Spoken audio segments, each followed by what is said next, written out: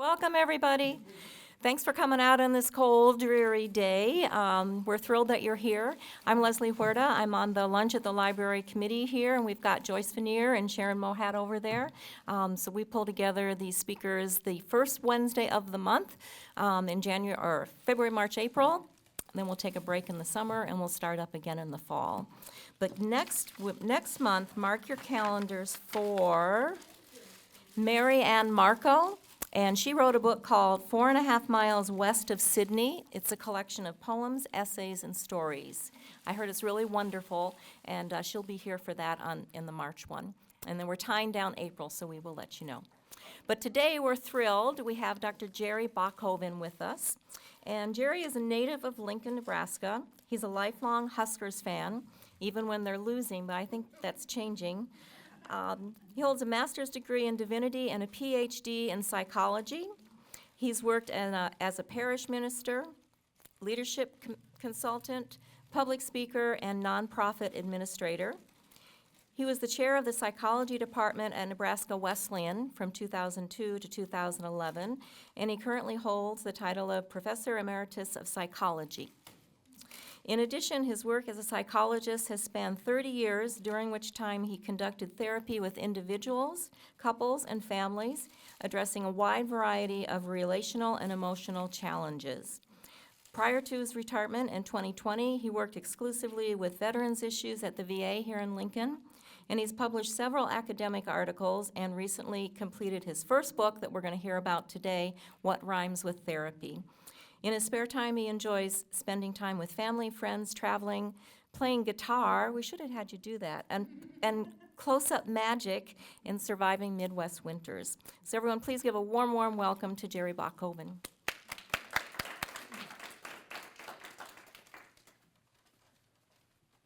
Thank you, Leslie, and thank you. You are a hearty bunch to come out on such a cold and icy Nebraska afternoon. I appreciate your being here. Thank you to the Nebraska Literary Heritage Association for sponsoring this and the Lincoln City Libraries. This is a marvelous event. To support Nebraska authors is a grand effort, and looking forward to going through the Heritage Room and seeing what that's about. Also, thank you to Sharon for the Kickin' Ranch chicken wrap. Appreciate that, especially. I had an uncle who would consistently bore us as children with stories about the past. And he'd always begin with, back in my day. And I remember sitting there as a kid thinking, I hope I never become that person who just dwells in the past and tells story after story about what happened back when. Back when I was in college in the 1970s, I wanted to be a poet,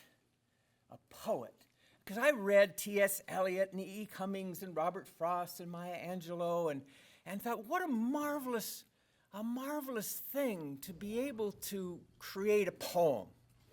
And I have to admit, 99% of the time I had no idea what the poems were talking about. But every once in a while, a poem the words on the page would hit me, and it would bypass the thinking part of the brain, and it would go to the kind of intuition, the feeling part of the brain. Even if you couldn't articulate what it was saying, it meant something. What an amazing ability to take a piece of truth or a piece of beauty and communicate it like that. What an incredible skill and to use language to make it beautiful. Like what Ted Kooser said about the Heritage Room. Instead of saying, wouldn't it a great idea to have a room dedicated and a program dedicated to supporting Nebraska authors? What a great idea. Ted Kooser says, if there is a heart to the sprawling body of Nebraska literature, it is quietly beating in the Heritage Room. Beautiful.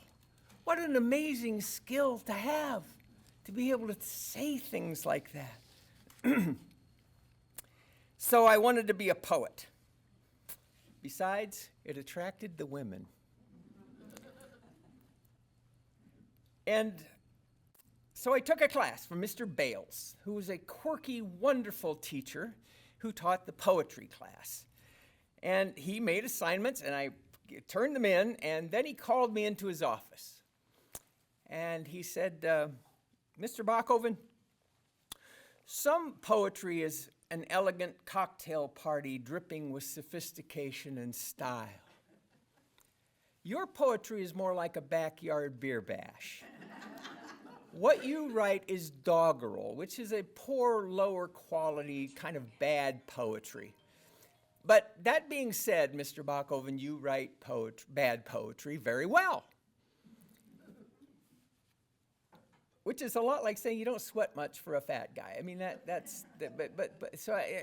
I didn't know what doggerel was, so I had to go to the library, which, as you know, that's Google back then. You walk to the library, and I looked up doggerel, this thing I was supposed to be good at.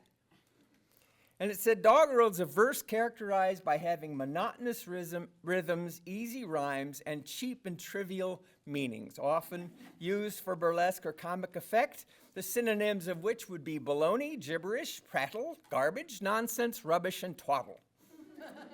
That's what I was good at. Well, I stuck with the poetry class, and I learned two things. I learned that to be a good poet, you have to have drive and determination and discipline and humility and talent, none of which I had in the long run.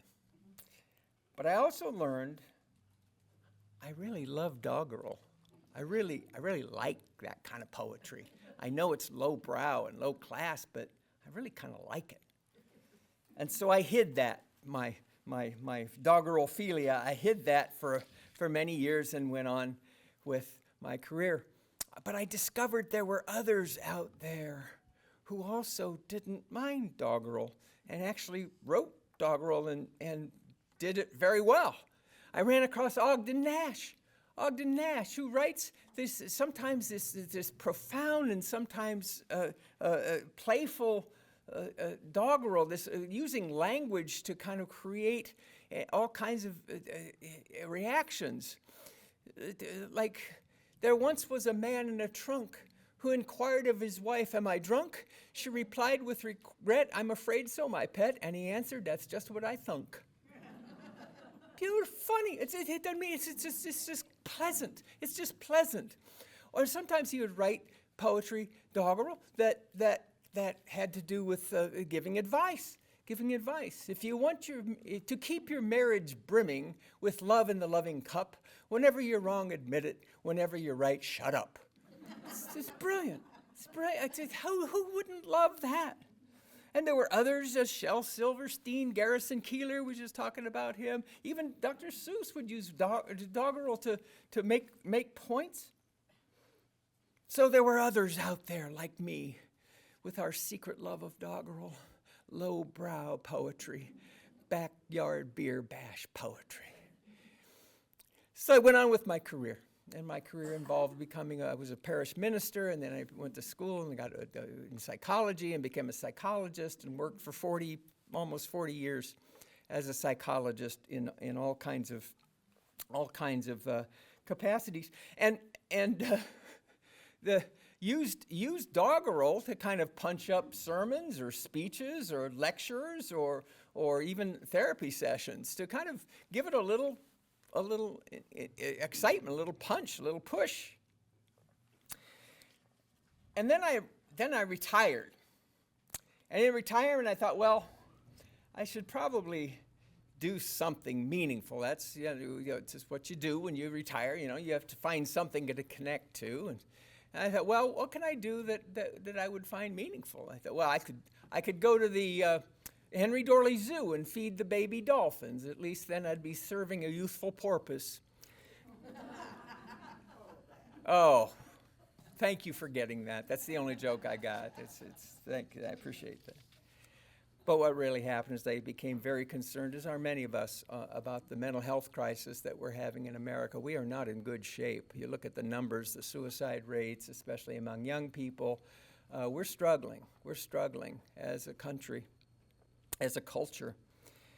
So I said to myself, what if what if I could take the concepts that I used in therapy all those years and put them into the charming language of poetry, of rhyming poetry, of doggerel even.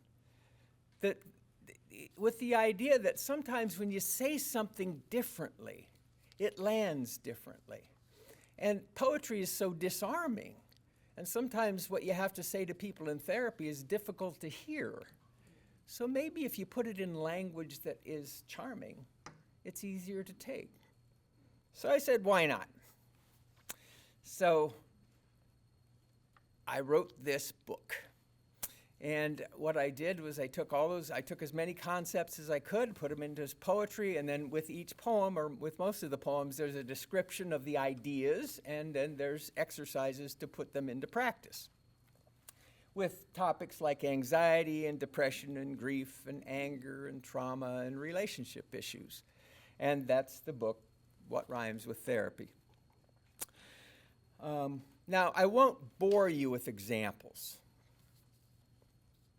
This is the time you protest, by the way. No, please, bore us with examples.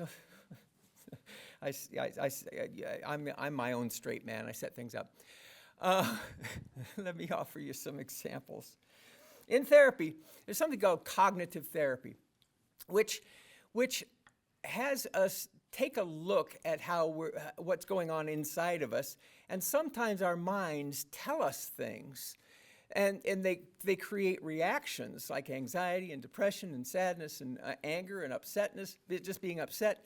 And if we look at what those feelings are based on, what our minds are telling us, sometimes we wouldn't believe what our minds are saying. It's an important lesson to learn in one's life. Don't believe everything you think. It'll drive you crazy. So I wrote a poem about cognitive therapy called The Storyteller. Let me read that to you.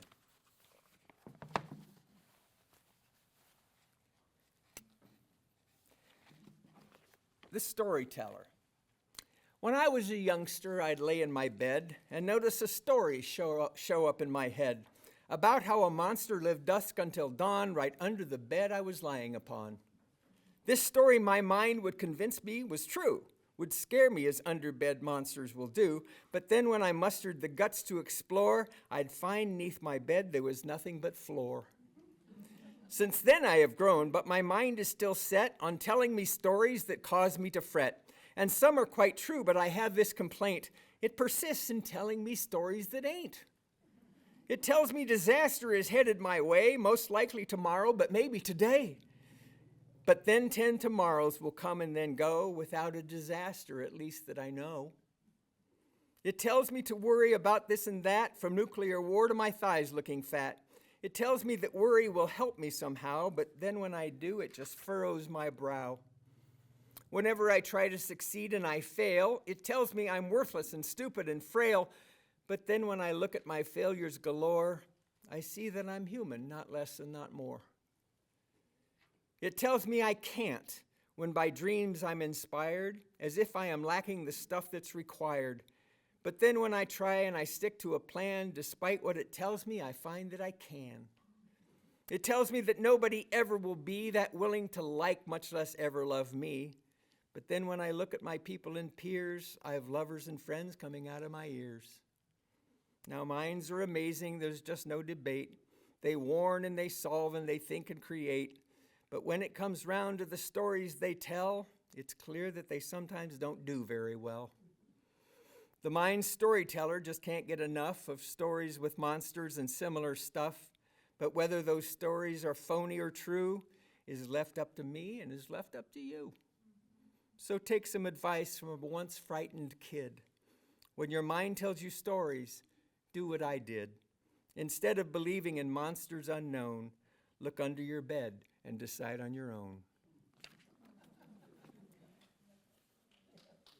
Oh! Thank you.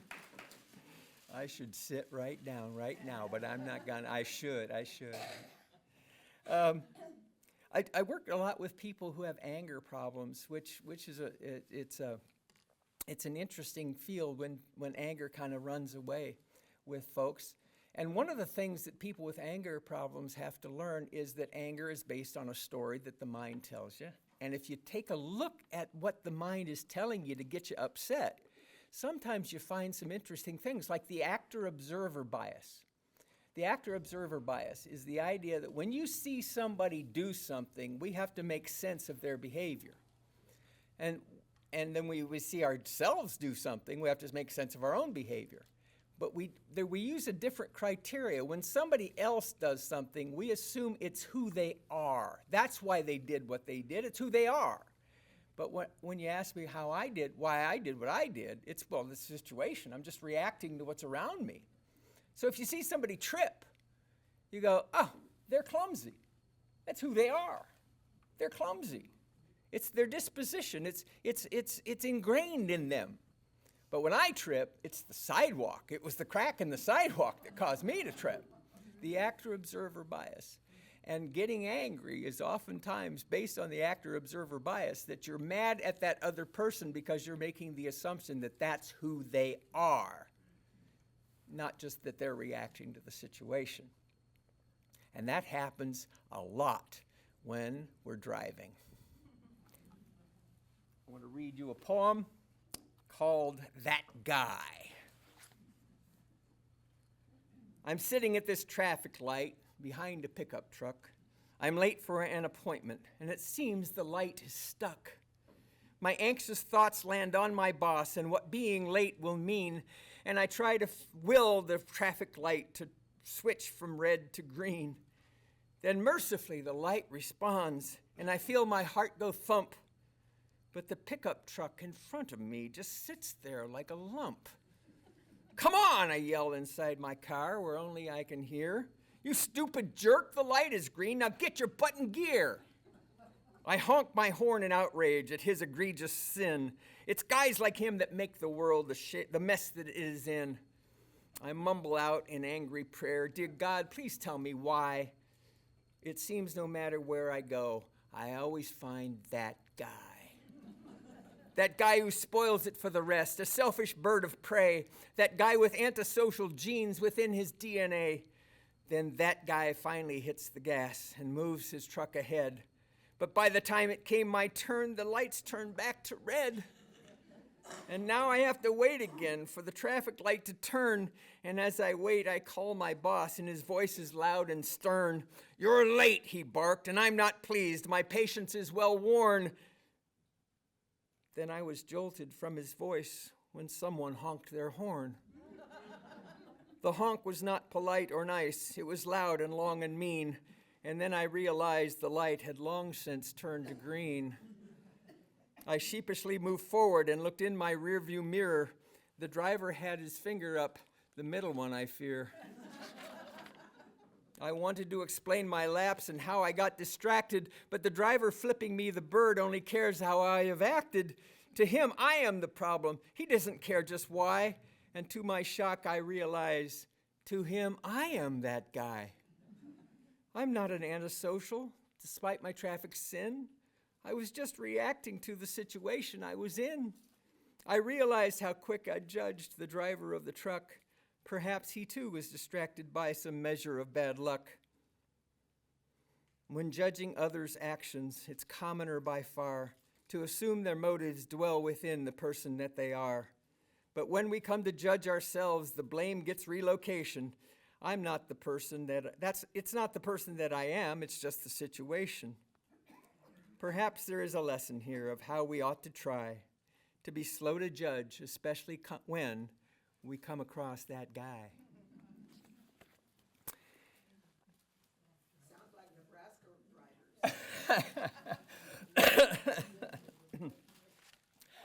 drivers. I'm watching the clock. Let me read one from the relationship chapter. One of the things you find in doing relationship therapy with couples is that, which is the only reason you do relationship with couples, the assumption of mind reading. See if this applies to you. When you are in a relationship and you kind of assume, it's easy to assume that if the person loves me, they'll know what I want. If the person really loves me, they'll know what I'm thinking. If they really love me, they'll know what I feel. And that's not love, it's mind reading, it's clairvoyance. It doesn't go with love. Love is this wonderful feeling that we get when we feel connected to somebody, and it's affirming and incredible. It's one of life's great things, but it doesn't come with mind reading. So you have to communicate with each other about what you want. And oftentimes that's a revelation to couples. So let me read a poem around that called The Silent Treatment. It suddenly got cold in here. I don't exactly know why the temperature between us has dropped to 10 below. And there is no longer eye contact. Your words are short and terse. It could be you're preoccupied, but I suspect it's worse. I think I'm in the doghouse, and your distance is a sign. But when I ask if you're okay, you spit the words, "I'm fine." My guess is I've committed some thoughtless, hurtful crime, and to silence I've been sentenced for an unknown span of time. Now, lest you think I'm dodging my comeuppance, God forbid, I swear that in this instant I don't know just what I did. Now, I'm no mental genius, but I know I'm in a bind, because I can't fix what I don't know, and I cannot read your mind. So speak to me of what I've done to cause you such annoyance, for it seems the love I have for you don't come with clairvoyance.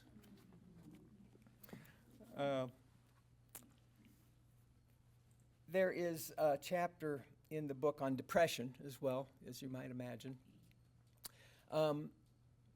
We all get blue from time to time, but there is a level of sadness that you don't have it has you. It takes over. It takes over your physical being. It takes over your sleep. It takes over your appetite. It takes over your mood. It makes everything seem dark, and you're stuck in it. It's called major depressive disorder, clinical depression, and it's a very real thing, and it's horrendous. It's horrendous.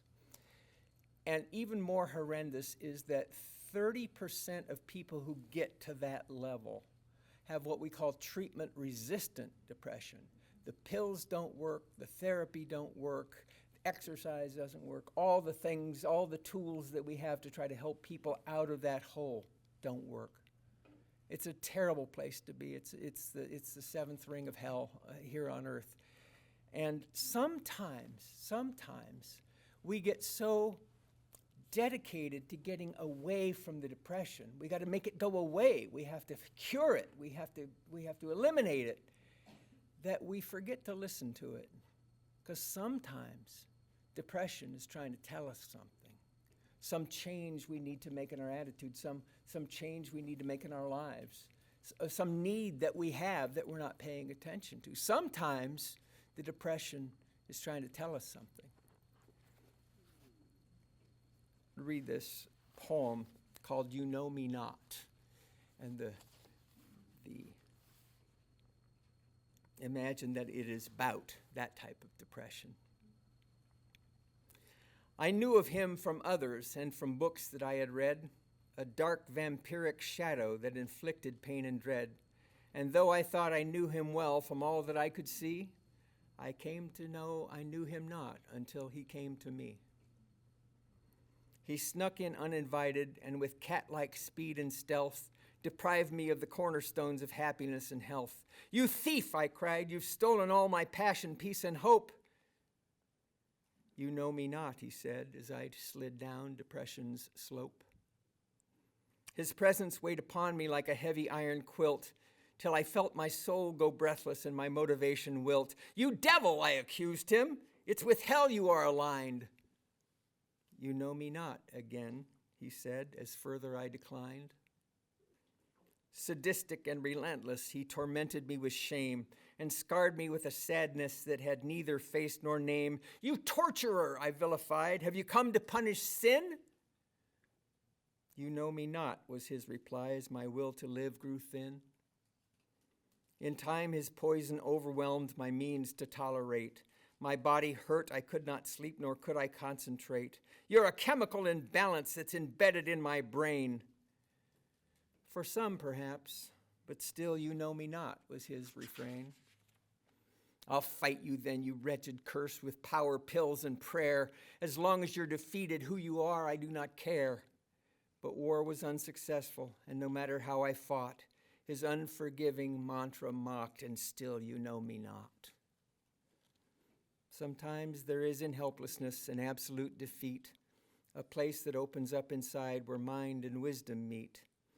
And from that place I realized my struggle with this foe had stopped me from receiving what he wanted to bestow. I've called you thief and torturer, a devil and a curse, a problem brain, an enemy, which only made things worse. But could you be a messenger with truth I must take in?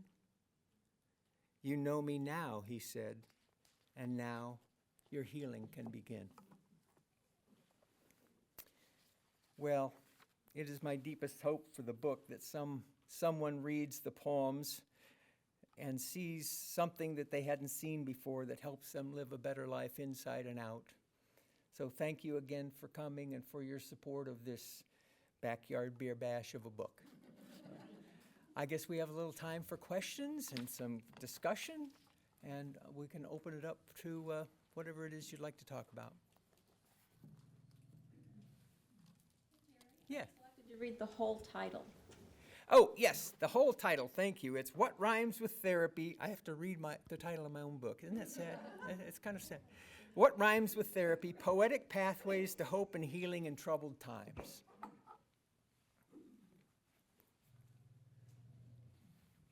Other thoughts? Are there special poems that you have not written that you felt moved you or answered questions or were an important guide for life Oh, yes, a very good question. that you would, that you could just remember reading and reading again Yeah. and maybe being introduced to that particular poem Yeah. by someone you loved? E. Cummings has a poem about to be nobody but yourself. I'm not going to quote it exactly. To be nobody but yourself in a world that's trying night and day to turn you into everybody else is to fight the greatest fight you'll ever fight and never stop fighting. That's my favorite poem of all times. I think there's so much in that. Yeah, so beautiful, and so well said. For kicks, I like Garrison Keillor. His humor. If a poem can make me smile, I think that's a good day, and he certainly has a lot of that going on. But that'd be I'd respond. Yeah. Is your book completely all poetry, or stories, or? A lot of stories, a lot of narratives in there. Yeah, there's 64 poems, and most of them have. So I'll take the idea like sometimes depression is a messenger, and then I'll describe a lot of examples of how that might work, and clinical examples, teaching stories of people's lives, examples from people's lives that I've known. So there's a lot of narrative in there as well. It's not just the poems. Is it most of it humorous? To the extent, that's an excellent question, because I don't want the kind of humor slant that doggerel brings to be disrespectful to the pain that some of these poems are talking about. I found that a kind of a delicate line to walk. So some of them, I hope at the end of a poem there's a bit of a surprise at the end. There's oh, okay, I get it. But I never want it to be disrespectful or humorous, but many of them are humorous, yes, in the sense that you look at yourself and go, oh, yeah, that's me. Especially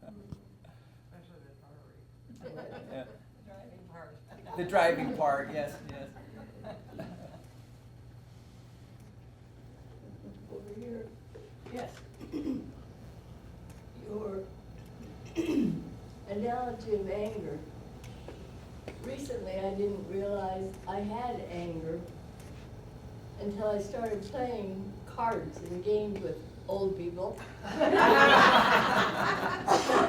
If you didn't see that, she looked at the people she's sitting with. I don't play cards. For that reason, I don't play cards. It was from my inhibition, which I'd never realized before. If I made a mistake, I was mad at myself. Yeah. But I have learned slowly to conquer that and throw the cards and leave. No. I'm kidding. No, it really did bring to light. So I appreciate you saying that and coming across to me. You know, what you're saying too is so important, because if you just, what you're saying is so important, because if you just take a step back and look, boy, I got angry about that. What's that about for me? What's going on with me that I got angry about that? That step back to look is everything. It's how we grow. Without that, we stay stuck. At 84 years old, you betcha. You betcha.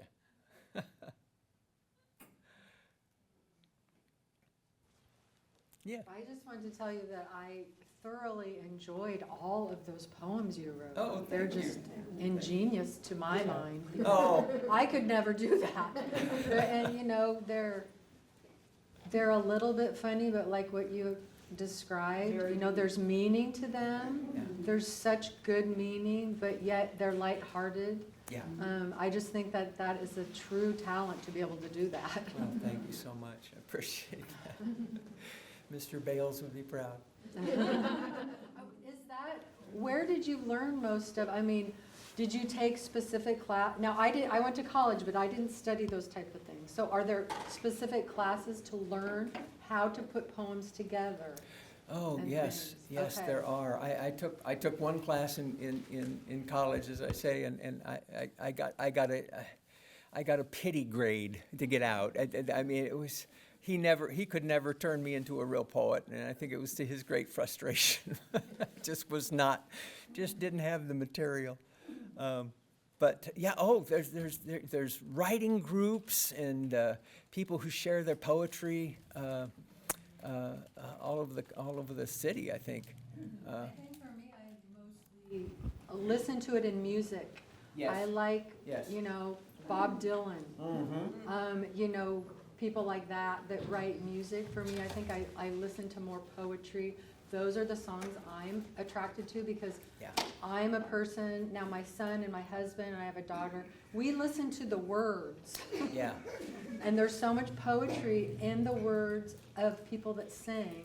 You know, some people listen more to the music, and I really like to listen to songs that a lot of them have poetry and they That's, wrote out. yeah. That's where a lot of the poetry shows up, is in songs. Bob Dylan wins a Nobel Peace Prize for his Yes, work, and he's one of my for his favorites. poetry. So, yeah, yeah. It's good to have an eye for it. Where is it? Where is it showing up? Where are the things that people put words together and it touches me? Where's that show up? A lot of it in music.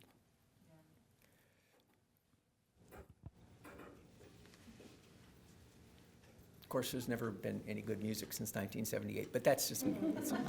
Yeah, yes. Okay, I'm going to ask you an incredibly difficult question. Okay. What would you say to someone who has never been to therapy? Yeah. How would you sell them in like the shortest time possible? Yeah, yeah. That's a good question. That's a good question. If you have a cold, you take medicine for the cold. If you have diabetes, you get insulin for the diabetes. If you have depression or anxiety that's stopping you from living your best life, then get some help. Because we all have blind spots, and therapy is about looking at the blind spots and going, what can I do to live a life that is full of the meaning that I'm looking for? And we all need a little help from my friends. Isn't that a song? So, yeah. Was that enough? Oh, sure. Very loose. there's such a stigma, you know, to going to therapy, and it's been the way that it's characterized in movies and TV. It doesn't do it any help. It doesn't help it at all. Psychologists are always kind of nutty people that need help themselves, and that doesn't help. Especially again when we're in this mental health crisis, and therapy is such an important part of, again, living a meaningful life. If you can't get there, then get some help to help you. That's it. Yeah.